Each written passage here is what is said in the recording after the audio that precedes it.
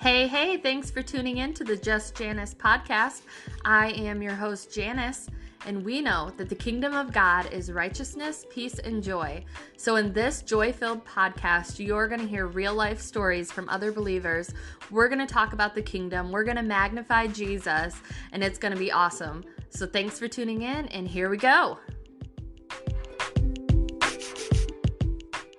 I'm super excited to have my friend Steve Bridgmon on the show today. I met him last year at his concert in West Unity. His newest hit single, Patiently Waiting, has had over 25,000 streams. He has performed in over 35 states and 3 continents. Welcome, Steve. Hey, thank you so much, Janice, for having me. This is fantastic. I'm really looking forward to this. And like I said, when we first connected, this is, I think, my first podcast conversation. So this is amazing. I love podcasts. I listen to them all the time. So awesome. What's your favorite? What are some of your favorite podcasts? Besides, in full disclosure, I listen to Justin Long's podcast. He has a lot of big famous people on there, and it tells stories about how they sort of rose to the top of their game. A lot of people that he's worked with in the industry, like Brad Pitt and people like that. Just listening to their stories about, you don't hear the struggles of what they've gone through. And so I listened to that one, and I listened to a lot of mostly Christian music stuff, like different opinions and things like that. So that's really it. I mean, every day I listen to one. Pretty much I find one every day around 5:00. All right, so let's start out with asking you 5 fun facts about yourself so people can get to know you. Okay, wonderful. So what is your favorite song? My favorite song of all time is My Place in This World by Michael W. Smith. I feel like that has been my anthem since I was a teenager. I'm telling my age now, but yeah, My Place in This World, Michael W. Smith. All right, favorite candy? By far Reese's peanut butter cups, or any of those holiday Christmas tree Easter egg / hearts that come out seasonal that are Reese's. They are the devil, and I love eating them. Right. Dream vacation destination. Oh gosh, I did 2 tours in Romania, and I did with a group. Actually, years ago, 2013, when I first went solo, I went out and with this group out of Los Angeles, and we went to Romania and Hungary. But I didn't get to see what I wanted to see sort of on my own. So I would love to go back to Romania on a vacation. First of all, it's very, very inexpensive to go. And I mean, that's where I would like to go. I have tons of friends there, and radio plays me there, and I would just love to just go and just see everything I could. That's so cool. Yeah. What is your favorite scripture? Let me see. There's a friend who sticks closer than a brother. Let me get it right. It is, I want to say, Proverbs 18:24. There are friends who pretend to be friends, but then there's a friend who sticks closer than a brother. That's it. So Proverbs 18:24. Yeah. Awesome. Yeah. And then last question, something on your bucket list.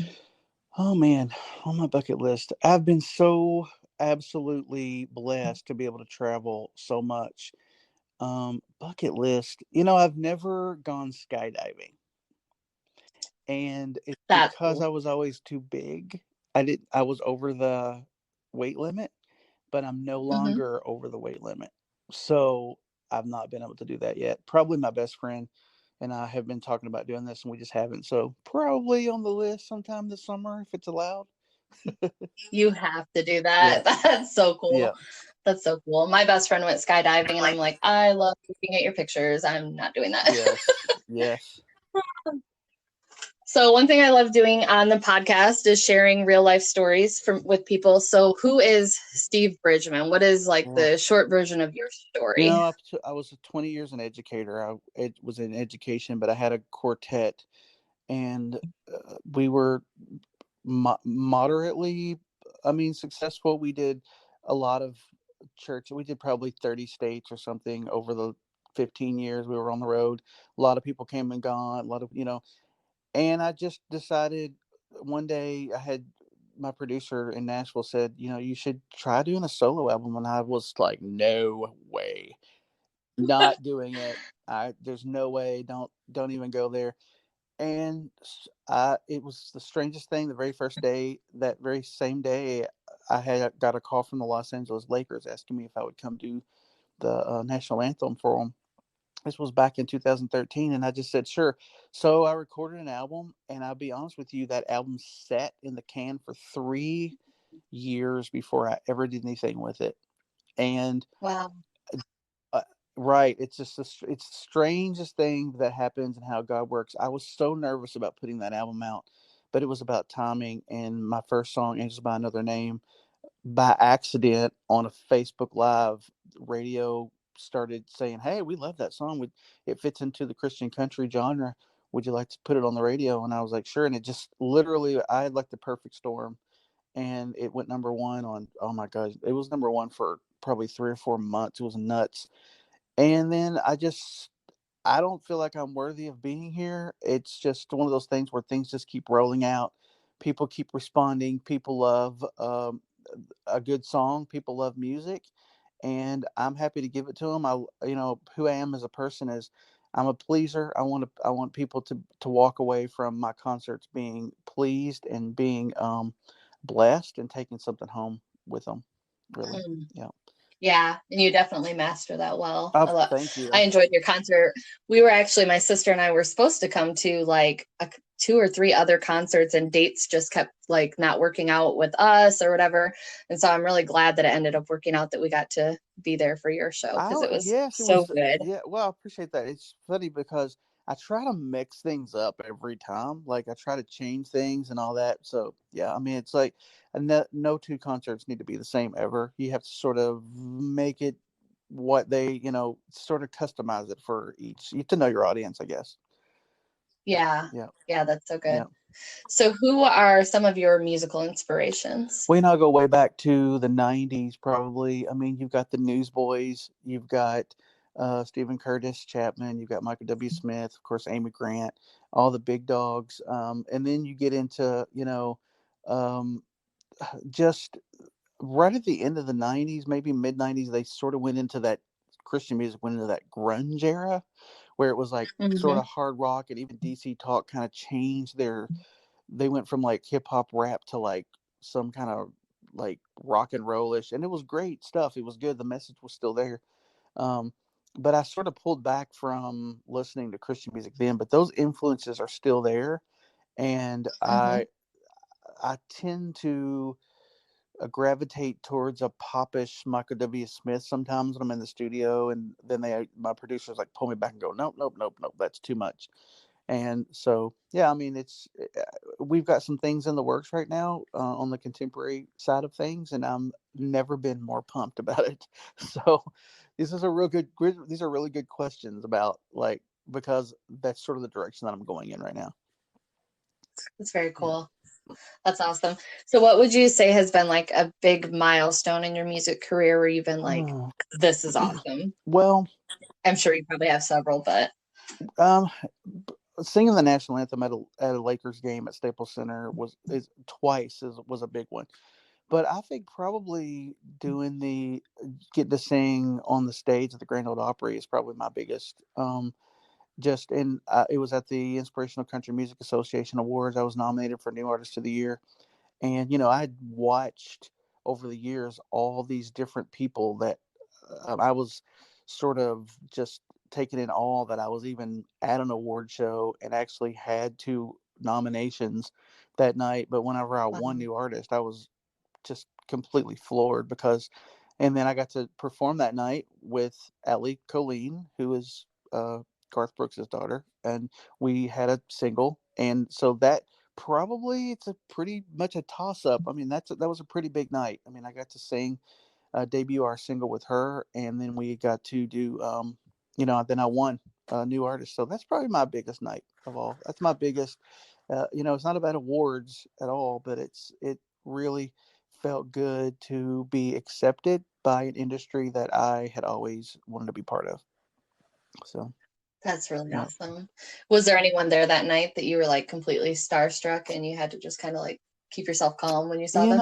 It's well, I do have one. You're gonna think I'm crazy, but one of the girls from that I grew up watching on Saturday Night Live was the host on the red carpet, and I can't remember her name now, but she was one of the host, the carpet host, and I ended up having to go find her.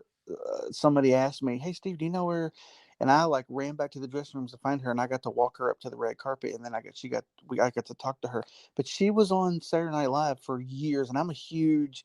I mean, I was an '80s kid, I watched Saturday Night Live. Mm-hmm. Watched just all those comedy shows. Is just sort of where I came from. I mean, I have that, you know, I laugh at pretty much anything, and sometimes maybe something that's a little more inappropriate than I should.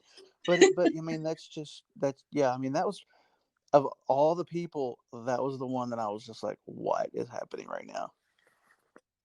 Right? That's so Yeah. cool. So this one might be getting a little personal, but what has been your absolute most embarrassing thing that's happened on Well, I stage? listen. Do you have That's anything? funny. I listened to a podcast yesterday about what's called the firing culture, where you say something or do something where you sort of like get unhired for like another time or something. Well, I actually have one of those moments. We It was in my hometown, and we have this thing called Gospel on the River Friday after 5, and it is massive. And it's, if I was to say that anybody who's known me growing up, they all come. It's a free event. It like seats like 1,500 people or something like that, and it's just packed to the ceiling. And that day we had gone to a spa to sort of get pampered up for that big night. I mean, we were really excited about it. We went to the spa. We were doing, like, we got haircuts and we got everything in it. Well, in the process of this thing, I said, in on stage, I said, y'all have got to go see the ladies at blah blah blah spa, and they even do great massages. And there were so many people in the audience that were offended that I got unhired.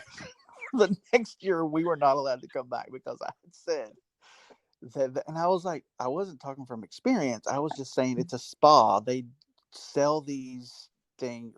They have these like services there, and people just were so upset at me that I got like hate email, hate, Oh my like, gosh. Facebook posts. And what's funny is for 3 days I had no idea what they were even talking about. And so until the promoter called me and said, well, here it is. And the person, I thought, wow, I really do need to be careful what I say on the platform, because I really, although I had no intent whatsoever of being inappropriate, it came out that way. So that's my most embarrassing moment. Right. Ooh. Oh man. Yeah. People are crazy though sometimes. Right. Ah, jeez. Okay. Next question. If you could collaborate with anyone on a song, Mm. I know this is going to be hard for you.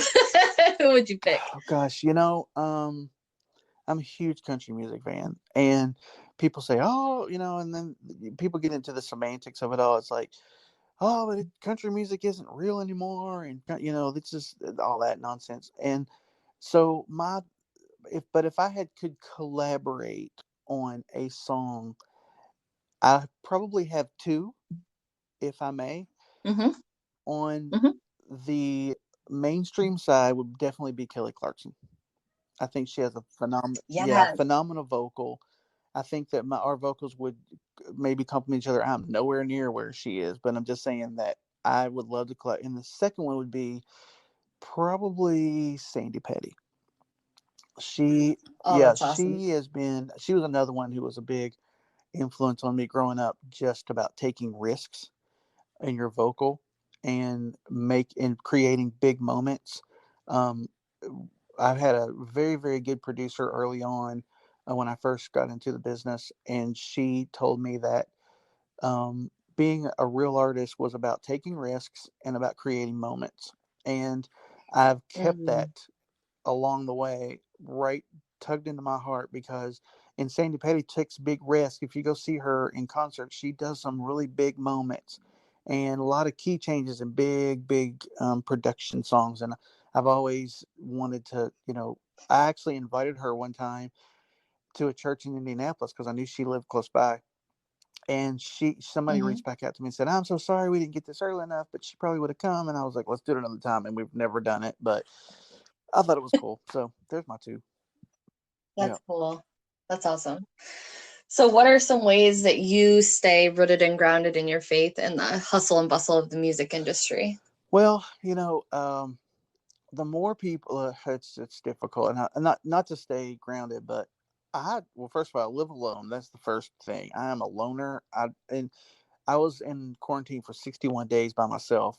Um, Totally nobody around, not going to work, not doing anything. I didn't go within a mile of my house for 60 days. I got so close to the Lord. It was like I talked to him all day long, every day. And so, these people who are so upset about let's open everything back, let's go. And I get both sides of it, but people Yeah. need to seek the Lord in all of this. And I really did. I mean, I really did seek the Lord. And, now that I'm in Texas with my family, but my sister, has cancer, and it's one of the things is that I had such a fear of not making it here. But I just kept my faith, and I really did talk to the Lord. Prayer is very important. People need to realize that their faith doesn't go through other people. And I think a lot of people put their faith in their success in the Lord in ways where they say, well, if I'm successful, then I am stronger Christian. Or if I have a number one song, that just means I'm a stronger Christian. Nothing could be further from the truth than that. And the thing is that I've seen some of the most faithful people that I've actually thought, man, I wish my faith was that strong, who have lost people, who have lost children, who have lost, and I seek that, and that's really what I do. Is I see other people going, oh my goodness, this is a strong faith, and I really do strive for that.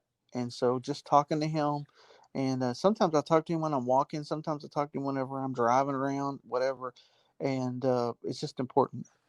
I think. I hope that answers your question. Yeah, Yeah. yeah, that's so good.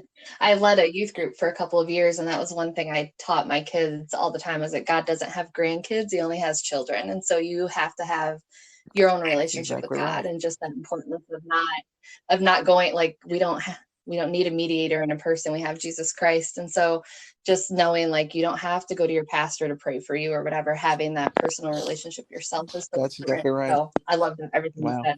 Yeah. So good.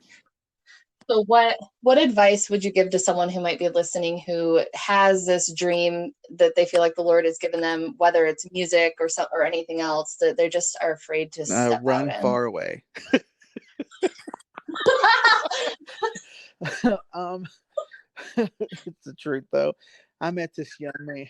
I met this young man down in my hometown that had we did an event together, and I just love it when young people come out and they are just like so happy to meet you, and they're just like, oh my goodness, I had one guy one time would come up to me and said, I've been listening to you sing since I was a baby. My mom used to play your music, and I'm thinking, what? I'm not that old. And so, but right, I know. um Advice wise, I would, oh man, you know I have a buddy of mine, Thomas Mack, who is making it, just he has a million and some odd followers on TikTok. And my advice would be social media is the new thing. And you got to work social media to the point where, and to get into the like details, work your numbers, work your social media, work on your craft, work on your songs. I mean, if people come out of quarantine, some of these artists that come out of quarantine, they don't have a ton of new music or a ton of ideas for songs, and then they wasted a whole lot of time. Don't waste time. Mm. Um, Make sure. I was late into the game. I'm very, very, very fortunate to be here.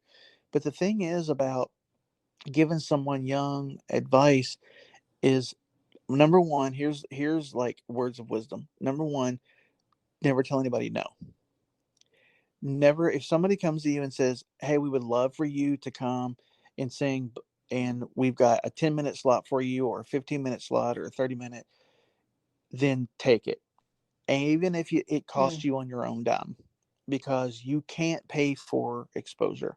You really can't. And you take it. Never tell anybody no. And that advice came from someone else named Jason Crabb to me. The second one is, if somebody gives you 10 minutes, you take 9. Somebody gives you 20 minutes, you take 19. Never go over your Mm. time. That's another thing, is that because of that, you're going to get invited back, but nothing will get you uninvited back more than taking up too much time. And the third of Mm. advice is, don't expect to get rich overnight. A lot of people think you're just going to make a Mhm. ton of money.